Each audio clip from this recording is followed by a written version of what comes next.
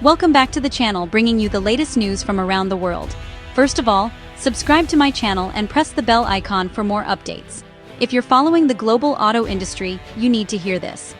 On September 27, 2024, the White House announced a 100% tariff on all Chinese-made electric vehicles, a move that jolted North America's auto industry and signaled the start of a new era of strategic protectionism. BYD, the world's largest EV maker, quietly broke ground on a massive factory in Mexico, aiming to flood North America with affordable electric cars. The company's strategy goes beyond cars. BYD is building charging stations, battery tech, and even software, embedding itself deep into Mexico's infrastructure. This vertical integration worries Washington and Ottawa, who see Mexico growing dependent on Chinese technology. BYD's reach extends into semiconductors and 5G, all backed by the Chinese state. It's not just business, it's Beijing's play to expand global influence, one factory at a time.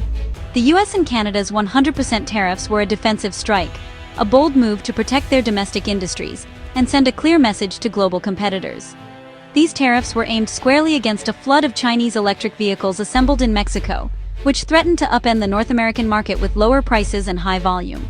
The fear was clear: Chinese companies would use Mexico as a backdoor, threatening thousands of North American auto jobs and undermining the hard-fought USMCA trade pact that was designed to protect regional manufacturing. Mexico, caught in the middle of this escalating trade conflict, responded by ending tax breaks for Chinese imports, hoping to ease tensions with its powerful neighbors.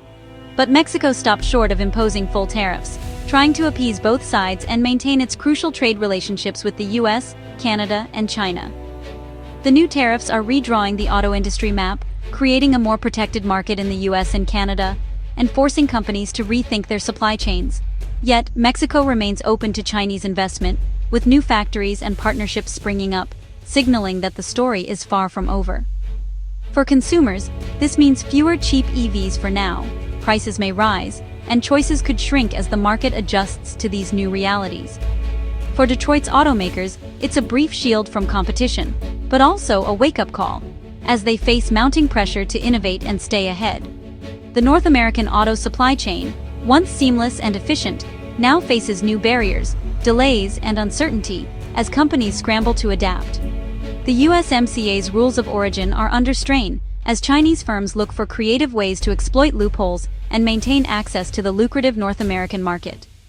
Mexico's balancing act highlights its economic vulnerability and the high stakes of this trade war, as it tries to avoid alienating any major partner. The tariffs may slow China's advance, but the battle for the future of the auto industry is just beginning, with every country watching closely. The question remains: can North America adapt and strengthen its position before China finds another way in, or will new loopholes emerge? The trade war is on, and the outcome will shape not just the auto industry, but the entire continent's economic future for years to come. Mexico's EV sales are surging, with more drivers than ever considering the switch to electric. But despite this momentum, EVs still make up just 2.5% of the market, held back by a lack of charging stations and an aging, unreliable power grid that can't keep pace with demand. With fewer than 3,000 public chargers nationwide, range anxiety is a daily reality for drivers. Many worry about finding a place to recharge, especially outside major cities, making long-distance travel a challenge. Experts say Mexico needs billions in investment to build the infrastructure for mass EV adoption. Without a modernized grid and more charging points, the dream of widespread EV use remains distant. Chinese firms like BYD aren't waiting. They're building chargers and partnering with local companies to fill the gap, moving quickly to establish a foothold in this emerging market. This strategy weaves Chinese technology into Mexico's energy future, deepening dependence on foreign expertise and hardware for critical infrastructure. Meanwhile, Mexico's power grid struggles to keep up, raising doubts about its ability to support an EV revolution, and leaving many to question if the country is truly ready for this transition.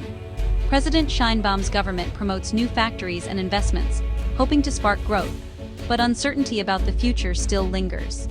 For Mexico to become an EV powerhouse, it must overhaul its entire energy system, opening the door to even more foreign influence and raising questions about who will truly benefit from this electric dream. China's influence in Mexico now extends far beyond cars.